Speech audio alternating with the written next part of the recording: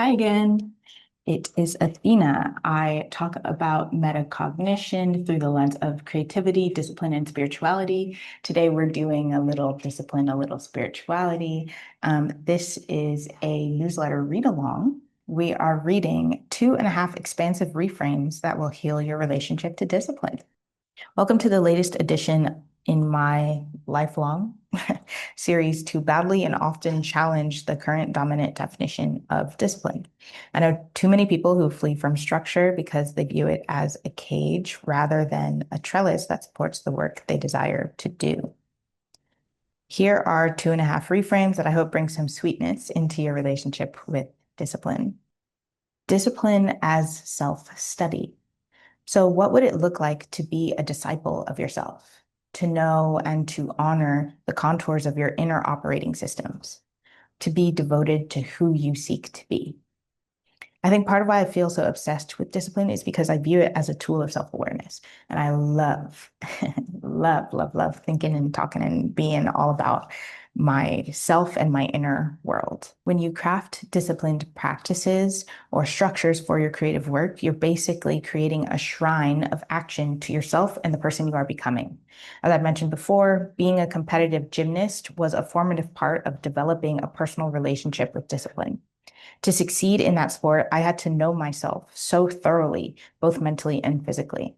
And through that intense practice of self-study, observing when fear showed up, understanding the nuances of resistance, recognizing what part of the body needed adjustment, I discovered a subtle angle to discipline. Discipline is an act of self-nurturing. Tending to myself so intently feels similar to watching my niece and nephew grow up. I tend to travel for months at a time, including right now. And each time I return, they are different people with new skills and a personality that I haven't met yet. So I'm aware they will not be the same kids I knew a few months ago. So I am committed to, during each visit, to be attentive, present, and curious. That in itself is the essence of discipline. Are you paying attention? Are you in this moment? Are you willing to learn? When I draft the first version of a system for myself or my work, I do so with genuine curiosity about how I'm going to show up in relation to this new structure. I watch without judgment and I'm fascinated with the journey. Now, I'm not going to lie, I still be having preconceived notions about how this thing is going to work, but I try to hold them loosely to create space for what actually arrives. Number two, discipline as stewardship. Stewardship has been weirdly present in my life lately, and it recently occurred to me that discipline itself is a steward.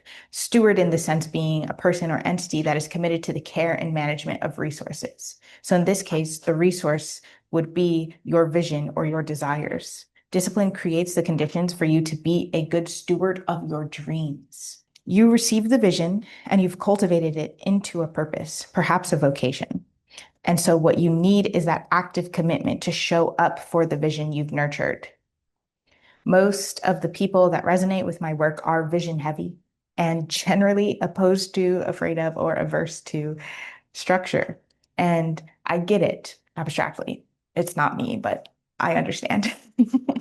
We've been shown discipline primarily as a tool for domination and exploitation, one that doesn't take into account the emotional or lived realities we inhabit, but desires that live in your head without a path to materialize into the physical world become these haunting, visceral aches. And I know you know what I'm talking about. So, as a vessel of great vision, you need supportive systems to enact and bring to reality the downloads you receive. You have to give the vision a method to manifest. Luckily, that's my favorite part, thinking about how to translate vision into actionable steps and systems and figuring out what a vision needs to come into form. Chef's kiss. I love that stuff. Not only are you stewarding the vision, you're also managing the resources available to you, energetic, monetary, temporal, as in relating to time. Even desire is a resource that can be meaningfully challenged. So you are the keeper and maintainer of the tools that power your vision. Author and deity Ekweke Emezi wrote in their memoir, discipline is just a series of choices, and each choice is carving out the future. I think about that often.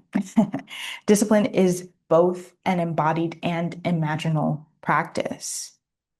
So, in as much as you are studying yourself, you are also cultivating who you seek to become. And stewardship is tending to that vision with the assumption that it's going to materialize. Just think about how powerful that is. I'm going to type that in. I didn't add that for him. And this is 3/2.5. Discipline is a spiritual practice. I was kind of agonizing over this last little bit. What prevented me from writing is wrapped up in my relationship to language and knowledge. It's not that I write these letters to convince you of anything. Ideally, I can write from a place of showing you or reminding you of options and possibilities and sharing some rationale behind them. But at times, I feel this pressure to explain things linearly and to justify my arguments with some kind of external tangibility. The truth is, discipline as a spiritual practice is just a truth that I know in my body. In the same way that any and every creative activity is a direct line to God consciousness, I understand discipline to be a sacred channel. Maybe it's because I see discipline as a creative practice. Maybe it's because a disciplined pursuit of my desires is erotic, word to Audre Lorde, and I know divinity exists in the tactile. Maybe it's because I feel how delicious it is to be in service of myself.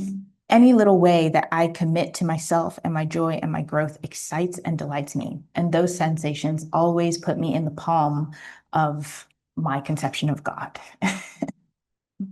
Thank you for reading or listening or watching. Me, Athena. Questions of the week. When does it feel easy to hold a vision? Are there some areas of life where vision is easier to access or build towards? How does your perception of discipline shift when you see it as a vehicle for your desires? Can you feel the spiritual potentialities of discipline when it is self-directed and in service of your dreams? Thank you for watching. If you would like to see the other parts of this Redefining Discipline series, you can check out this playlist right here. Otherwise, I shall be back next week with something phenomenal and delicious and titillating for the brain. Bye.